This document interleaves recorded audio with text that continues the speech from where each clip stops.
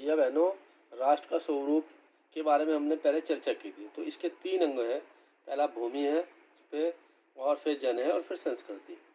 भूमि के बारे में चर्चा की थी, किसी भी राष्ट्र को होने के लिए भूमि की आवश्यकता होती है। और फिर दूसरा है जन।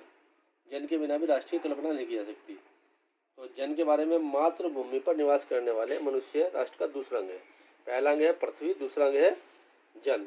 पृथ्वी हो और मनुष्य न हो तो राष्ट्र की कल्पना असंभव है। पृथ्वी और जन दोनों के सम्मिलन से ही राष्ट्र का स्वरूप संपादित होता है। तो इसके लिए दोनों का होना जरूरी है, एक के बिना भी दूसरा नहीं हो सकता। जन के कारण ही पृथ्वी मातृभूमि की संज्ञा प्राप्त करती है। पृथ्वी माता है और जन सच्चे अर्थों में पृथ्वी का पुत्र है। अब देखिए, जन के हृदय में इस सूत्र का अनुभव ही राष्ट्रहृदय कुंजी है। इसी भावना से राष्ट्र निर्माण के अंकुर उत्पन्न होते हैं। यह भाव जब सशक्त रूप जागता है तब राष्ट्र निर्माण के स्वर मंडल वायु में बढ़ लगते हैं। इसके भाव के द्वारा ही मनुष्य पृथ्वी के साथ अपने सच्चे संबंध प्राप्त करता है। जहाँ यह भाव नहीं है वहाँ जन और भूमि का संबंध अचेतन और जड़ बनाता है। सचेतन तब बनता है जब इनमें एक दूसरे का समन्वय रहता है। जिस समय भी जन का हृदय भूमि के साथ माता और पुत्र के संबंध को पहचानता है, उसी आनंद और श्रद्धा से भरा हुआ उसका परिणाम भाव मातृभूमि के लिए प्रकट होता रहता है। देखिए, अब देखिए जन, इसमें बताया है जनों से भरे हुए ये जन अनेक प्रकार की भाषाएं बोलने वाले और अनेक धर्मों के मानने वाले हैं।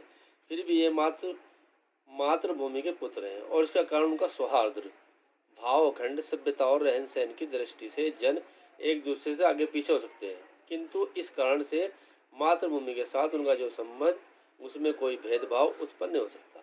चाहे छोटा हो या बड़ा हो, सभी के साथ एक जैसा संबंध होना चाहिए। पृथ्वी के विशाल प्रांगण में सब जातियों के लिए समान क्षेत्र है।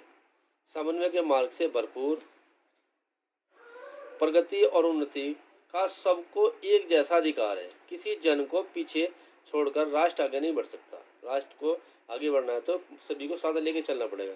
अतएव राष्ट्र के प्रत्येक अंग की सुध हमें लेनी होगी।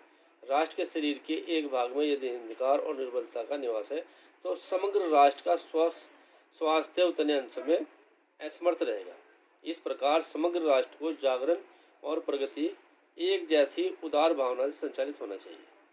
जन का प्रवाह अनंत है, इसको जो है इसका कोई अंत नहीं है। सहस्रों वर्षों से भूमि के साथ राष्ट्रीय जन ने तादात्म्य प्राप्त किया है। जब तक सूर्य की रश्मियाँ नित्य प्रातःकाल भुवन को अमृत से भर देती हैं, तब तक राष्ट्रीय जन का जीवन भी अमर है। इतिहास के अनेक उतार चढ़ाव पार करने के बाद भी राष्ट्र निवासी जन नई उठती लहरों से आगे बढ़ने के लिए अजर अमर है।